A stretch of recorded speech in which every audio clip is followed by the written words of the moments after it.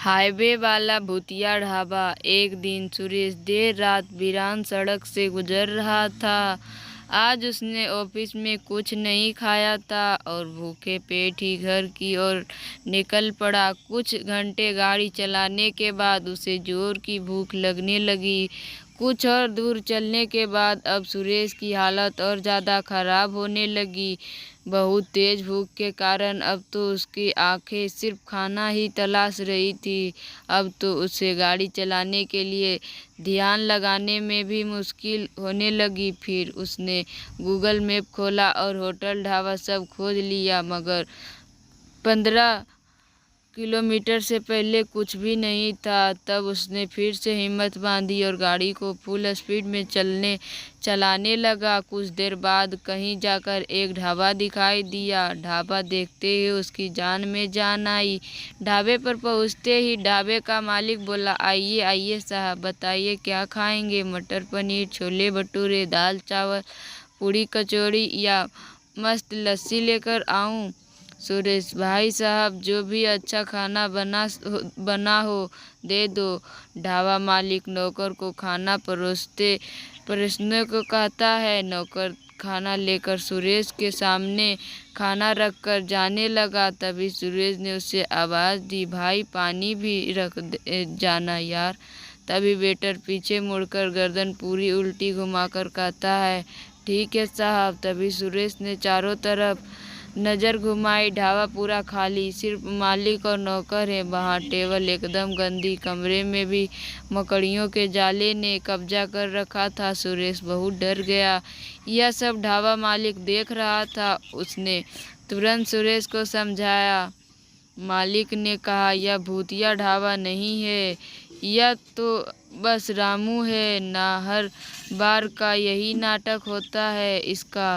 असल में यह होगा बहुत ज़्यादा योगा करता है तो इसकी गर्दन लचीली है। और देखो आज फिर से तुम्हें डरा दिया। इसको निकाल भी नहीं सकते ना। यहाँ वीरान जंगल में कोई आता भी नहीं काम करने। बाकी टेबल गंदा है क्योंकि ज़्यादा लोग आते नहीं यहाँ।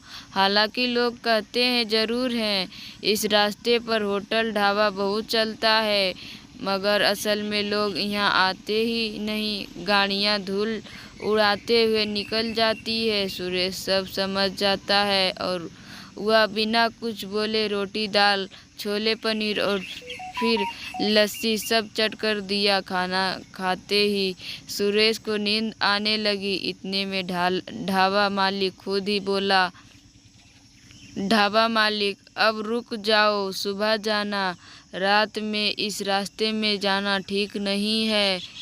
सुरेश, ऐसा क्यों? आगे क्या लुटेरे हैं क्या? यह रास्ता सुरक्षित नहीं है। ढाबा मालिक, ना, अब आगे उससे भी ज़्यादा खतरा है। मैंने कहा था ना कि इस रास्ते पर लोग कम आते हैं, इसलिए कम आते हैं क्योंकि रास्ता भूतिया है। 10% लोग यहाँ से बाहर निकल पाते हैं, बाकी बेमौत मारे जाते हैं। सुरेश, आखिर ऐसा भी क्या इस रास्ते पर? सुरेश, इस रास्ते पर आगे 50 किलोमीटर बाद एक बड़ा ढाबा पड़ेगा। वहाँ असल में कोई ढाबा नहीं है, कुछ भूतों का बनाया हुआ भ्रम जाल है। बहुत पहले वहाँ एक ढाबा हुआ करता था। ढाबा मालिक और उसकी पत्नी और उसकी एक जवान बेटी ढाबा चलाते थे। तभी एक दिन रात में करीब 2 बजे वहाँ कुछ लड़के आए।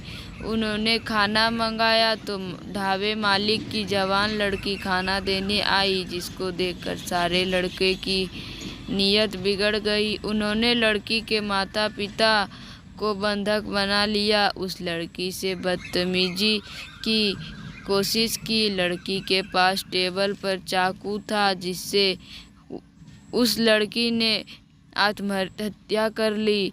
अपनी बेटी की मौत उसके माता पिता नहीं देख सके, उन्होंने भी ढाबे पर ही खुदकुशी कर ले।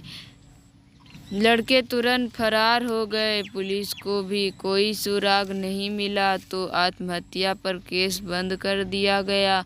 तब से आज तक उस रोज़ लड़की और उसके माता पिता उन लड़कों का इंतज़ार कर रहे हैं और हर लड़के को रोक कर ढाबे में ले जाते हैं और उन्हें वही चाकू से मार देते हैं, ढाबे के पीछे वाले कुएं में डाल देते हैं। कहानी सुनते सुनते सुरेश को नींद आ गई और वही टेबल पर ही सो गया था।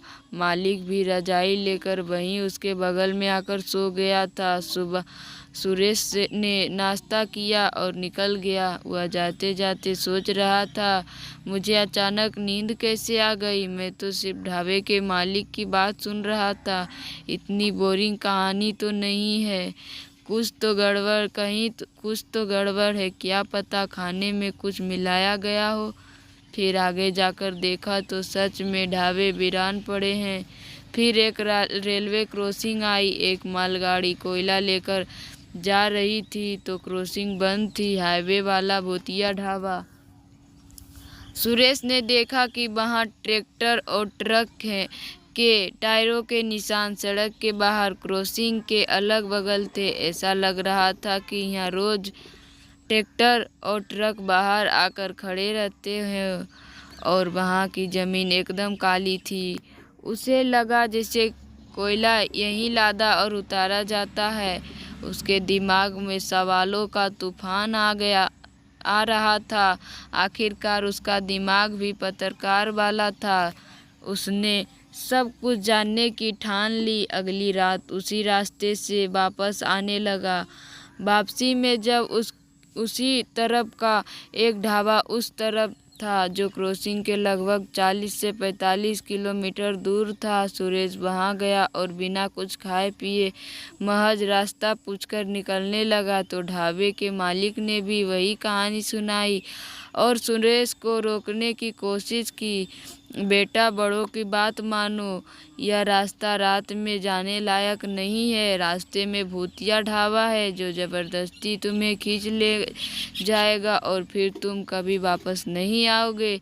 सुरेश, चाचा जी, मैं नहीं रुक सकता। मेरी माँ की तबीयत ठीक नहीं है और माँ के लिए तो मैं सबको भूत बना सकता हूँ और ज़रूरत पड़ने पर भूत से भी लड़ सकता हूँ।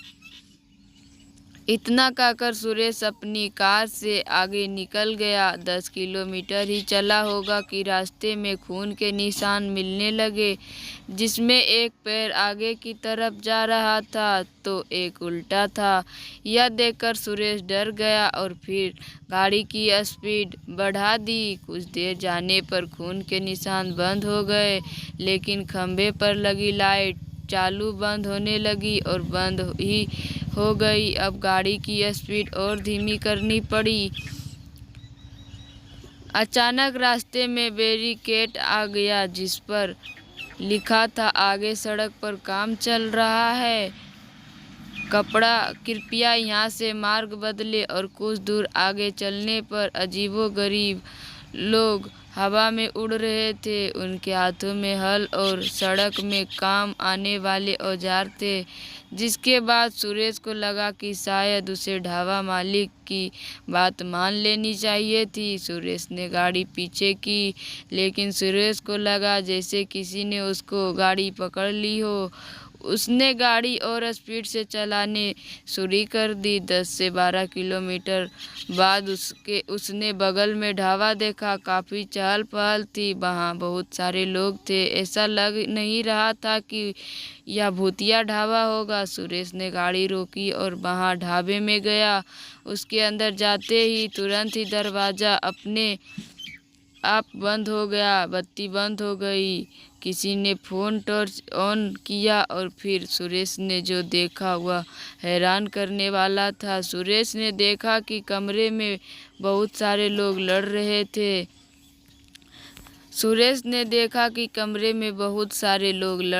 थे।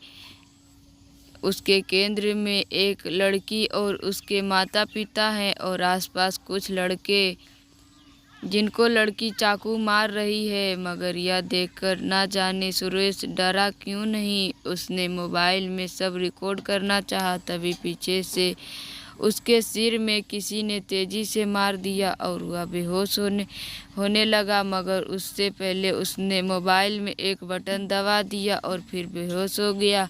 आधे घंटे के अंदर वह पुलिस की बड़ी गाड़ी आ गई। उन्होंने सुरेश को उठाया और एम्बुलेंस से हॉस्पिटल भेज दिया। वहाँ अपने टॉर्च लाइट से लोगों की खोज करने लग रहे थे। ऊपर लोग अभी भी उड़ रहे थे और उनमें टॉर्च की लाइट आर पार हो रही थी। इतनी देर में किसी पुलिस वाले को लाइट बटन मिल गया। उसने तुरंत पुलिस लाइट चालू कर दी। सारे भूत गायब हो गए। कमरे के बीच में एक 3D प्रोजेक्टर पड़ा था। पुलिस अफसर ने सब सील कर दिया और कमरे में खोजबीन करने पर ढाबा मालिक और उसके नौकर पकड़े गए। उनके पास से शमशान से लाए हुए कंकाल और कुछ मुर्दों की खोपड़ियां भी बरामद हुई। पुलिस ने सभी को गिरफ्तार कर लिया। अगले दिन हॉस्पिटल में सुरेश को मीडिया वालों ने कैमरे ने घेर रखा था। एक पत्रकार ने सवाल किया, पत्रकार सर, आपको कैसे पता चला कि भूतिया ढाबा के नाम पर स्कैम चल रहा है? आपने कैसे इसका पर्दाफाश किया? सुरेश, जब मैंने उस दिन वो मालगाड़ी देखी थी तभी मुझे समझ में आ गया था। फिर मैंने अपने मित्र रमेश से बोला, वह पुलिस में बड़ा अफसर है। तब हमने मिलकर एक योजना बनाई जिसमें एक तरफ से वह अपनी टीम लेकर आ रहा था और दूसरी तरफ से मैंने अपने मोबाइल का लोकेशन ऑन किया था। मैं जहाँ जहाँ जा रहा था सब कंट्रोल रूम से मॉनिटर किया जा रहा था। उधर से कोयला चोरी करते हुए रंगे हाथ पकड़े गए। और यह लोग इतना चालाक हैं कि लोगों को पहले ही खाने में नींद की दवाई दे देते हैं और अगर कोई आ जाए तो प्रोजेक्टर लगाकर लोगों को डराते थे जिससे कोई बच नहीं पाता था। सुरेश को इस बहादुरी के लिए 1 लाख रुपए का इनाम दिया जाता है। धन्यवाद।